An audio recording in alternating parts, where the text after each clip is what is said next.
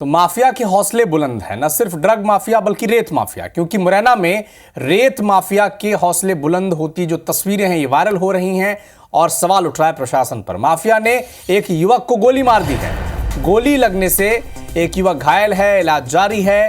Bike निकालने के लिए साइड मांगने पर यह हमला कर दिया गया, उस पर गोली मार दी गई। युवक अपनी मां को लेकर गांव जा रहा था और 2 लोगों पर पुलिस ने केस दर्ज किया है। सराय छोला थाना इलाके की घटना बताई जा रही है। अपनी मां को लेकर वो जा रहा था और साइड मांगी बाइक से, और इस पर यह बात इतना विवाद बढ़ गया कि गोली ही मार दी सीधे। सोचिए, छोटी छोटी बातों पर फायरिंग हो रही है। बाइक निकालने के लिए साइड मांगी इस व्यक्ति ने, और साइड मांगना ही इतनी बड़ी गलती इससे हो गई कि रेत माफिया के जो लोग थे, रेत माफिया थे, इन्होंने गोली मार दी इस युवक को। अब इलाज जारी है। अपनी मां के साथ ये कहीं जा रहा था और केवल पास ऑन करने के लिए, गाड़ी साइड करने के लिए जब इसने कहा तो गोली मार दी गई इसे। आप सोच सकते हैं कि वहाँ पर रेत माफिया के हौसले कितने बुलंद हैं, उन्हें कानून का कितना डर है, इस बात का अंदाज़ा आप लगा सकते हैं। अधिक जानकारी के लिए हमारे सहयोगी सत्येंद्र सिंह तोमर हमारे साथ लाइव जुड़े हुए हैं।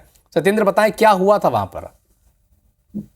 बिल्कुल, मुरैना जिले में देखा जाए तो रेत माफियाओं के हौसले इतने बुलंद हैं कि वो आए दिन राहगीरों को भी नहीं छोड़ते हैं। ये युवक है जो अपनी मां को लेकर गांव से दूसरी जगह जा रहा था, तो जब रास्ते में रेत माफियाओं के जो ट्रैक्टर निकल रहे थे, उसी को रास्ते को निकालने को लेकर इस युवक ने उन ट्रैक्टर चालकों को रोका। तो लेकिन उनके हौसले इतने बुलंद थे कि जो लोग थे उनको भी बुला लिया और उसके बाद इसके साथ पहले मारपीट की और मारपीट के बाद गोलियों से फायरिंग की, तो पैर में जाकर गोली लगी है।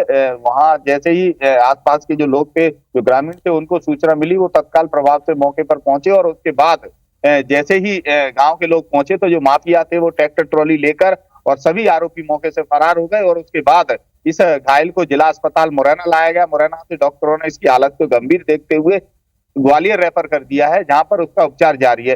हालांकि देखा जाए जिले में कई जनप्रतिनिधियों के भी बयान आते।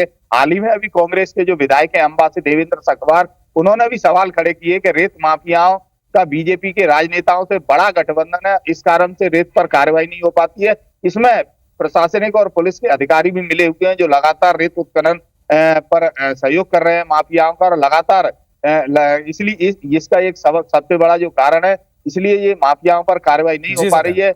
लेकिन उसके बावजूद अगर देखा जाए तो फायरिंग का ये पहला घटनाक्रम नहीं है। इससे पहले महुआ थाना इलाके में भी एक युवक की जान चली गई थी। उसकी चूंकि उसकी भी हालत गंभीर हुई थी, गोली कमर में लगी थी। लेकिन माफियाओं के विवादों के कारण कई बार लोगों की जान भी जाती है, कई लोगों को ट्रैक्टरों से कुचला भी जाता है। लेकिन उसके बाद भी लगातार सरकार दावा तो करती है कि माफियाओं पर कार्रवाई की जाती है, लेकिन धरातल पर कोई कार्रवाई नहीं देखने को मिलती है। हालांकि इस युवक का इलाज प्रशासन दावा कर रहा है कि कार्रवाई होती है माफिया पर, लेकिन अगर कार्रवाई हो रही है तो इतने हौसले माफिया के बुलंद कैसे हैं, इस पर अपडेट आपसे लगातार लेते रहेंगे। सत्येंद्र, आप नजर बना के रखिएगा। शुक्रिया।